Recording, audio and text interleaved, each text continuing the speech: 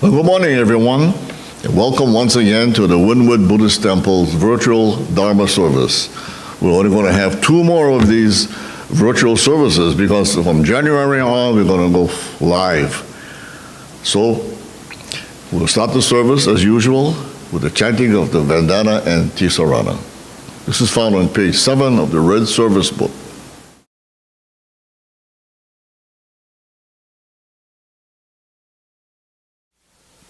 Namo tassa bhagavato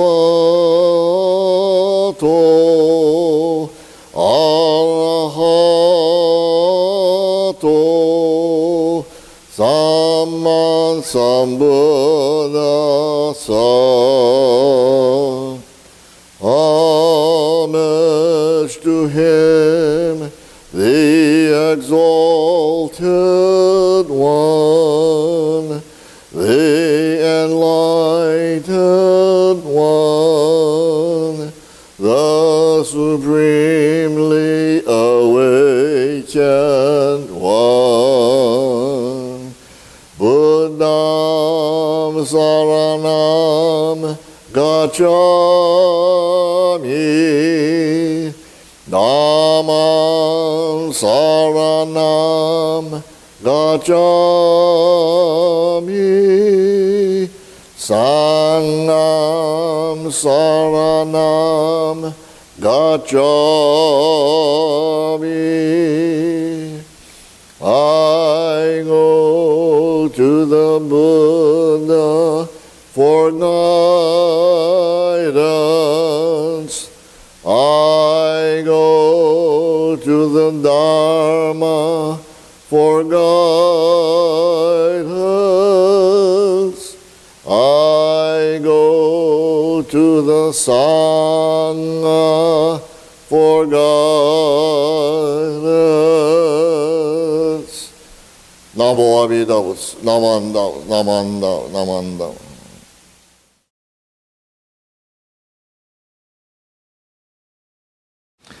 The recitation for today is the Creed number 2. Please follow along as I read this. It's on page 4. Casting off the self-power mind of the varied practices and disciplines, we entrust ourselves single-mindedly to Amida Tathagata to save us in regard to the one great matter of birth. With one thought moment of entrusting, we know that we are saved and that our birth is settled. After this, we say the name in joy and gratitude, repaying the Buddha's graciousness. We acknowledge gracefully that we are able to hear and understand this teaching because of the benevolence of our Master having appeared in this world, and of the successes in the transmission, the good teachers whose words were not shallow.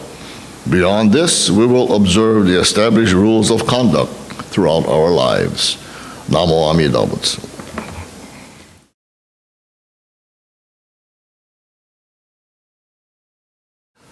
The sutra for today is Praises of the Buddha, and this is found on page 112 of the Red Service Book.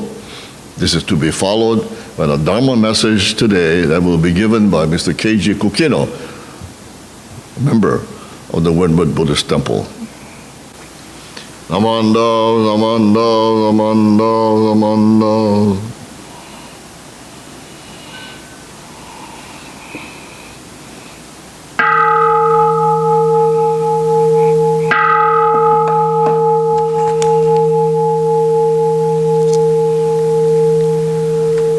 Your face shines in great splendor, boundless, wondrous dignity, such the greatness of your light, beyond all comparison, brightness of the sun and moon, and the shining Mani jewels, when compared to your brilliance, seem to us like blackest ink.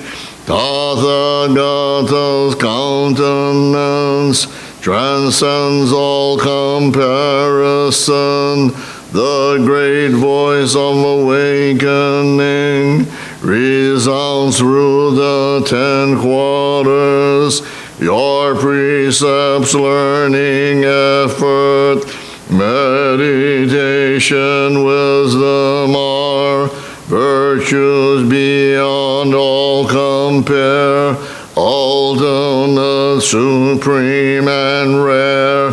Your deep meditation has fathomed all the Dharma sea to the limits and the depths of all things the Buddhas teach. Ignorance, anger, and greed, the world-honored one has none. Like a lion among men, measureless your great virtue, vast are your great virtuous deeds, wisdom deep and so sublime. Your radiant luminous light shakes all the world's foundations.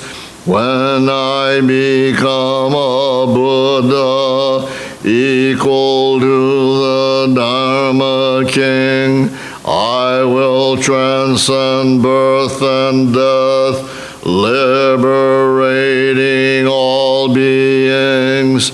My giving, disciplined mind, precepts, patience, and effort, meditation and wisdom shall be supreme, unsurpassed.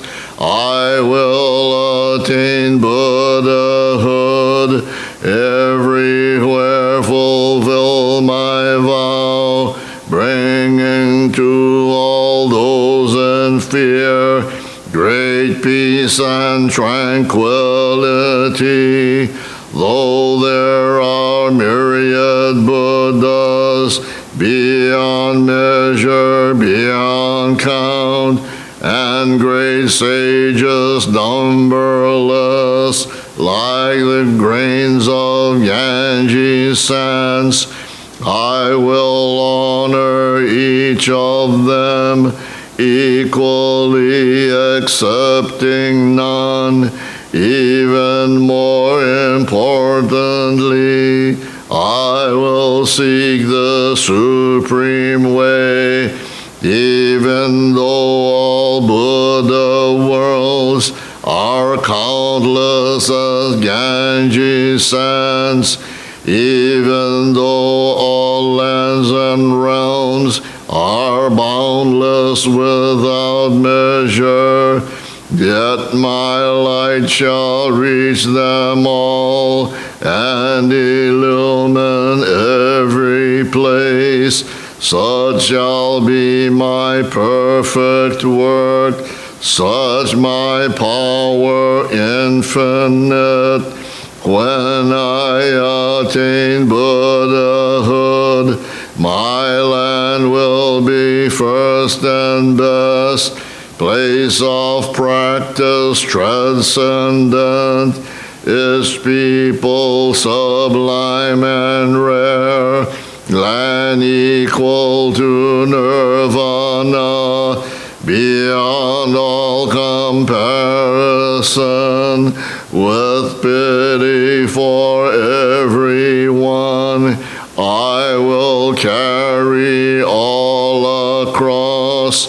All who come from 10 quarters to be born into my land, to attain pure joyful mind, peace and great tranquility.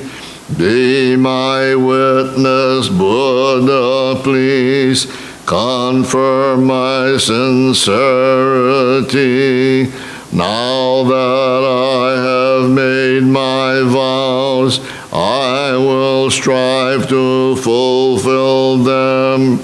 Buddhas of the 10 quarters, with your wisdom unhindered, may all of these honored ones know my deepest intention, even though my body must bear great pain and suffering, I will persevere and strive patiently without regret.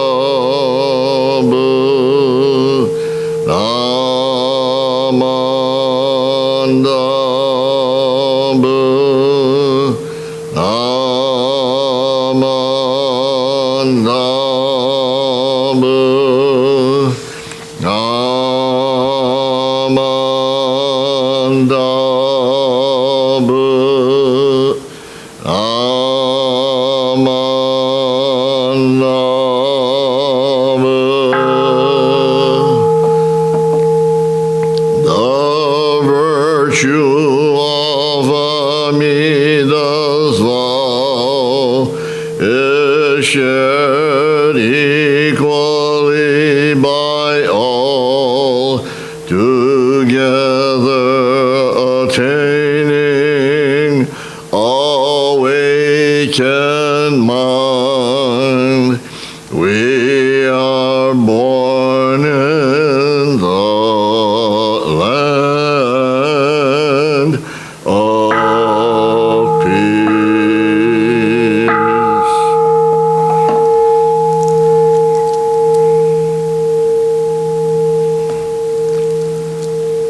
Namandav, namandav, namandav, namandav, namandav, namandav.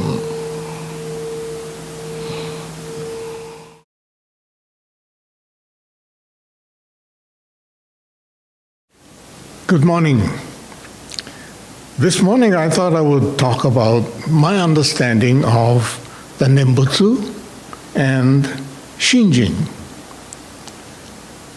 I grew up in a little village on the Big Island called Kaueleao, also known as Opihikau, because the elementary school, which was in Opihikau, along the seacoast, burnt down, and it was rebuilt in Kaueleao, but it kept its name, Opihikau Elementary School.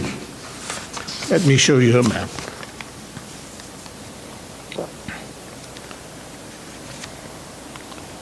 Opihikau is along the ocean here. Kaueleao is here. Okay? Kaueleao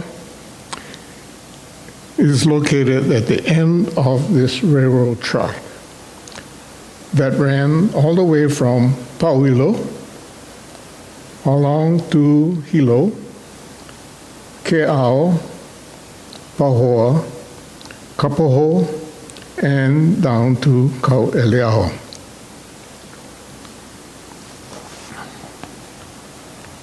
There was a motor car that was like a bus that ran on the railroad track.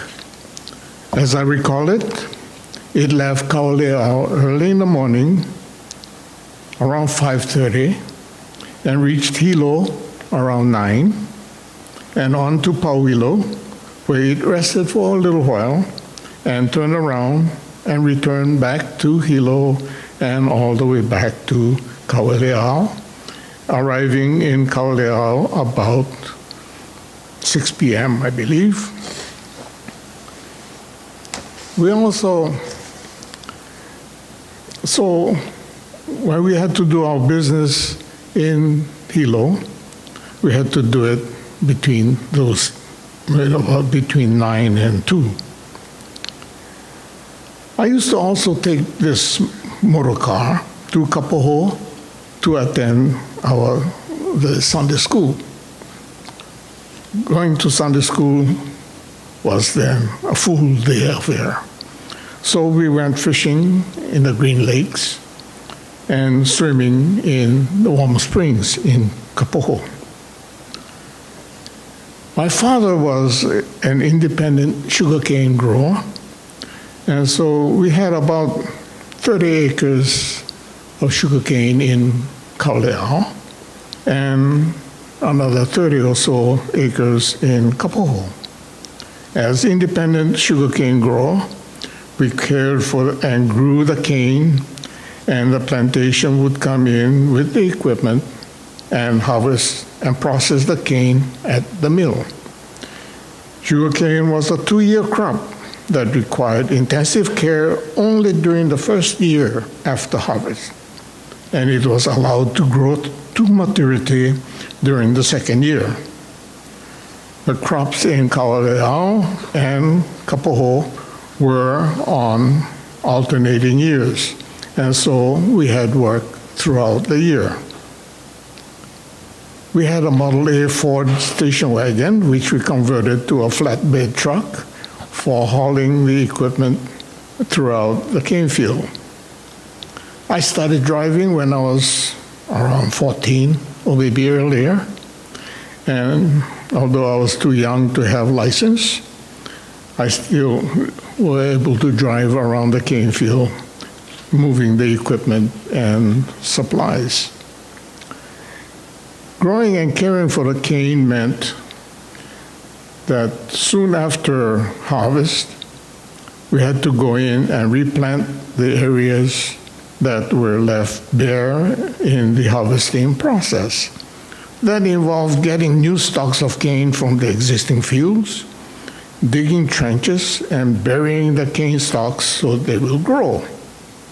Later, as the cane grew, we had to keep the weeds down by spraying herbicides.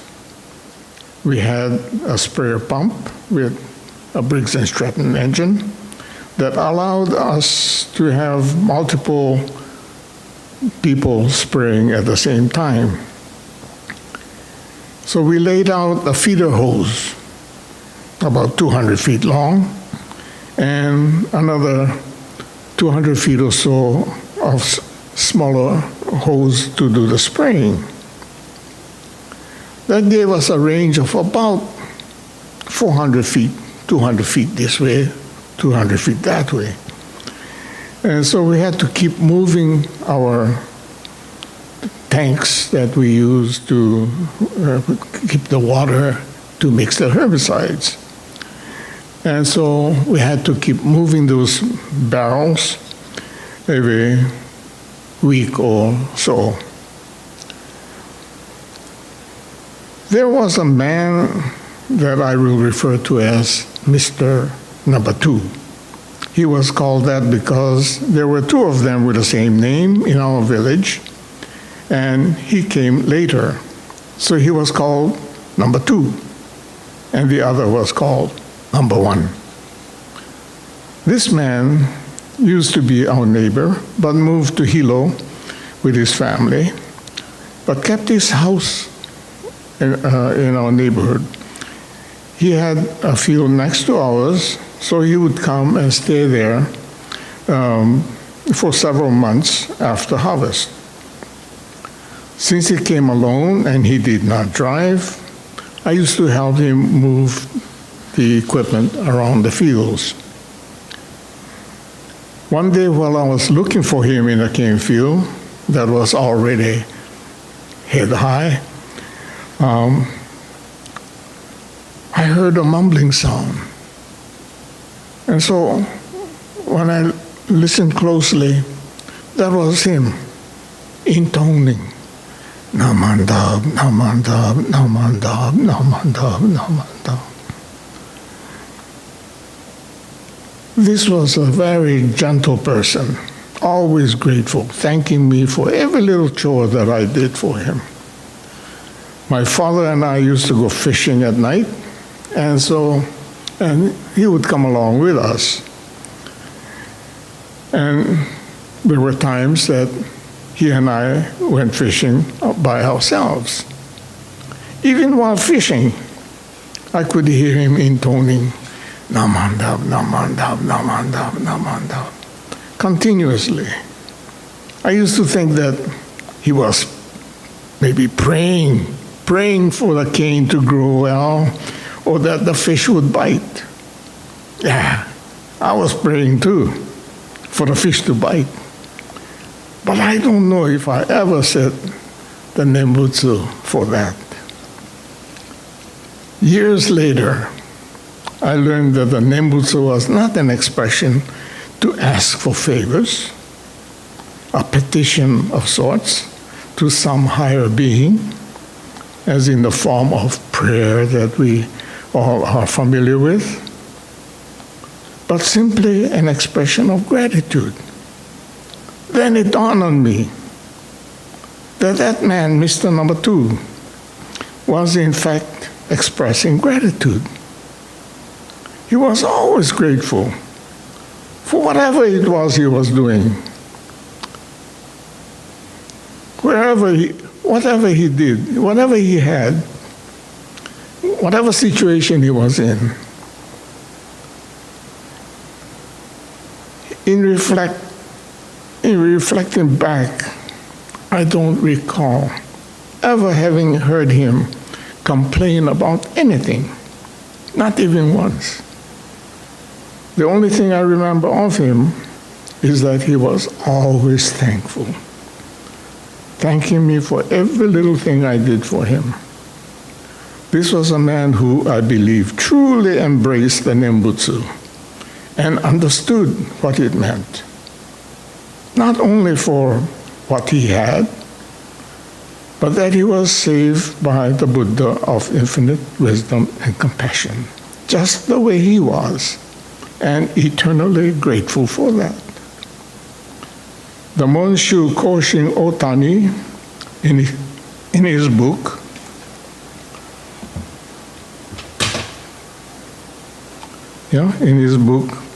The Buddha's Wish for the World, states on page 119,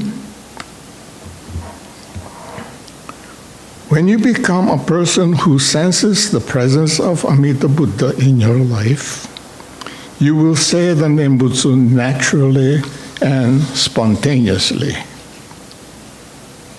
The Monshu also describes the word shinjin on page 123. Amida Buddha asks no questions whatsoever as to our abilities or whether our hearts are good or bad.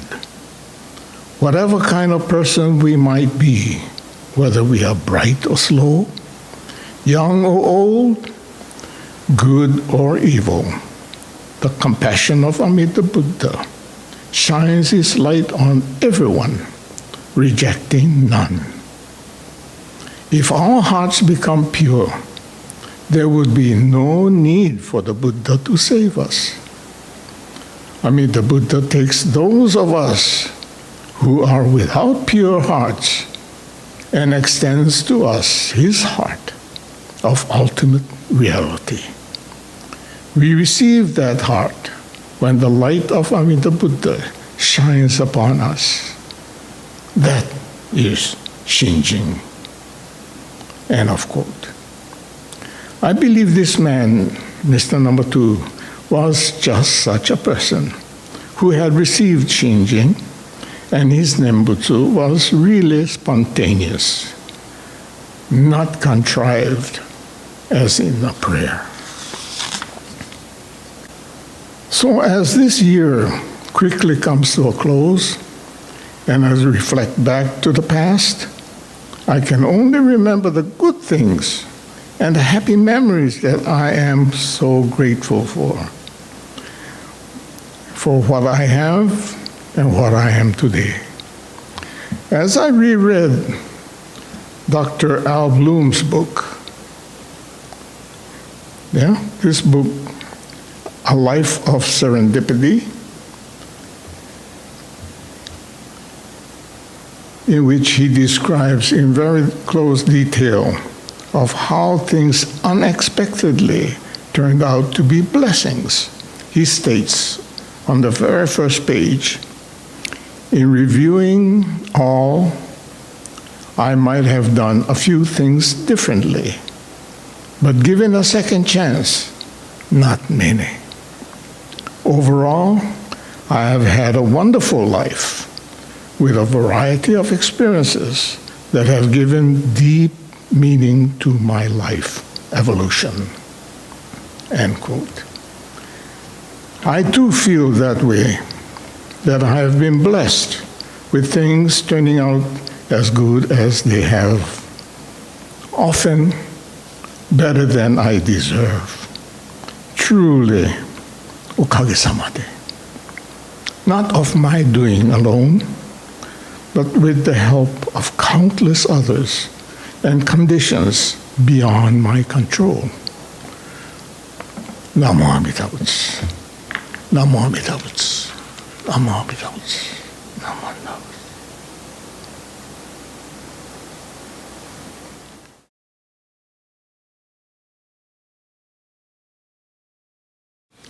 The gatha for today is a lotus pure, and this is followed by the Nembutsu.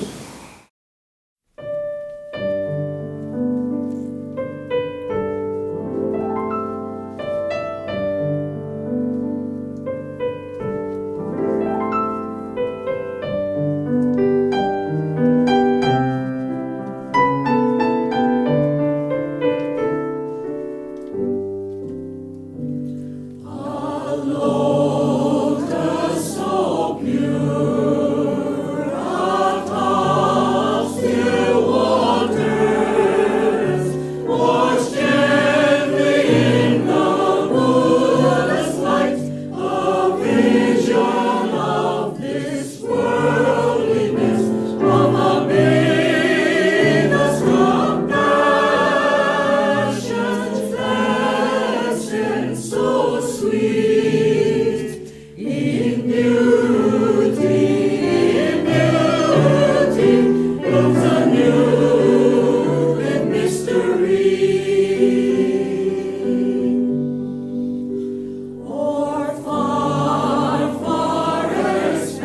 Namo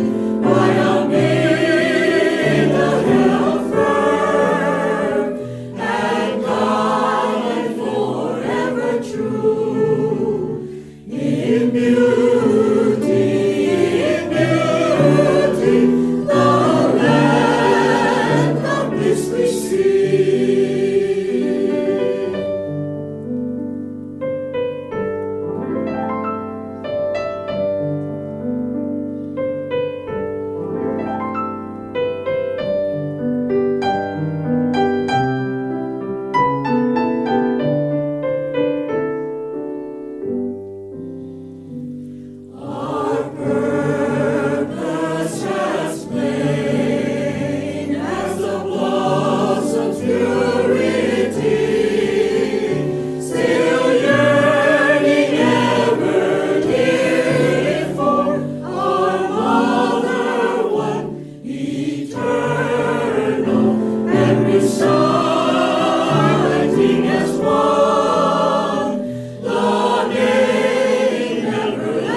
Namo Amida Butsu. Namo Amida Butsu. Namo